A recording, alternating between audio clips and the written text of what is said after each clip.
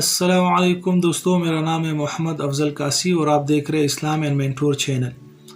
آج ہم بات کریں گے کہ شب برات میں کون کون سے اعمال کرنے چاہیے جو قرآن و احادیث سے ثابت ہے، اور ویڈیو کو آخر تک دیکھیے، میں آپ کو آن کیمرہ و حدیث بھی پیش کروں گا۔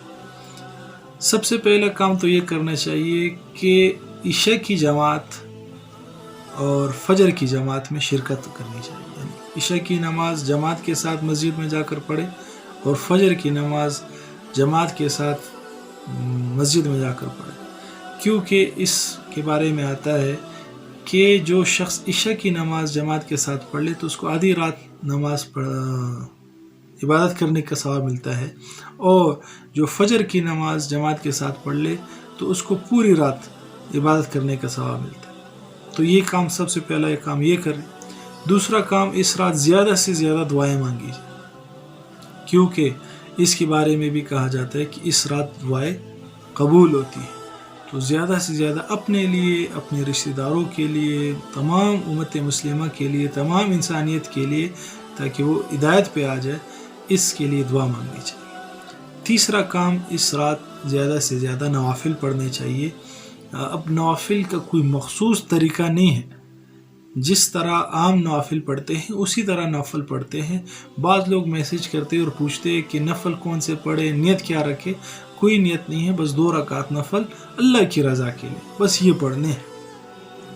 اور اس رات تلاوت قرآن کریم زیادہ سے زیادہ کی جائے، اور کوشش کی جائے کہ سمجھ کر قرآن کو پڑھا جائے، اور اس رات تسبیحات زیادہ سے زیادہ، تیسرا کلمہ، درود شریف، استغفار، اس کے اوراد زیادہ سے زیادہ ہو، خصوصاً درود شریف زیادہ سے زیادہ، کم از کم 500 1000 مرتبہ تو اس رات میں لازمی ہم پڑھیں، اور اپنے رشتہ داروں سے اس رات کے آنے سے پہلے صحیح معنوں میں جن سے ناراضگی ان سے معافی مانگی جائے۔ یہ نہ ہو کہ جن سے ناراضگی نہیں ہے ان سے معافی مانگی جا رہی ہے، اور جن سے ناراض ہے ان سے معافی نہیں مانگ رہے، تو اس طرح نہیں کرنا چاہیے۔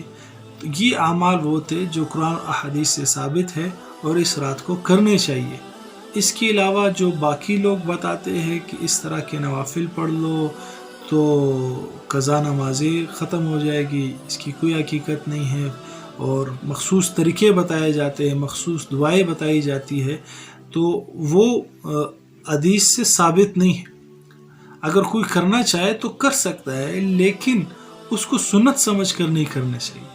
ہاں، بزرگوں کے تجربات کہہ کر آپ کر سکتے ہیں۔ ایک بات لوگ پوچھتے ہیں کہ اس رات کو پوری رات جاگنا چاہیے، کیا پوری رات جاگنا لازمی ہے؟ تو یہ یاد رکھیں کہ پوری رات جاگنا لازمی نہیں ہے، جتنا آپ کے بس میں ہے اتنا جاگ جائے۔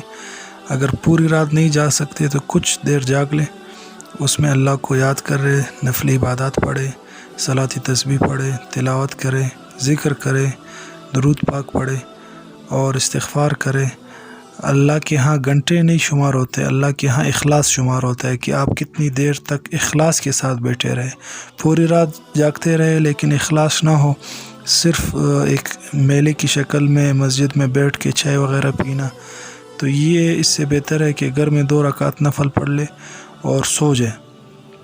اور اس رات نوافل سے زیادہ گناہوں سے بچنے کا اہتمام کرنا چاہیے۔ اگر کوئی شخص پوری رات سوتا رہے، کوئی گناہ نہ کرے، تو یہ اس سے بہتر ہے کہ پوری رات جاگتا رہے اور گناہ میں ملوث ہو، تو اپنے آپ کو گناہوں سے بچائے۔ صلاۃ تسبیح پڑھے، جس کی بہت فضیلت ہے، لیکن اس میں اجتماعی شکل میں جماعت نہیں کرائی جائے، کیونکہ نفل کی کوئی جماعت نہیں ہوتی، یہ آپ صلی اللہ علیہ وسلم سے ثابت نہیں ہے۔ تنہائی میں پڑھے، اس کا طریقہ میں اگلی ویڈیو میں بتا دوں گا آپ کو۔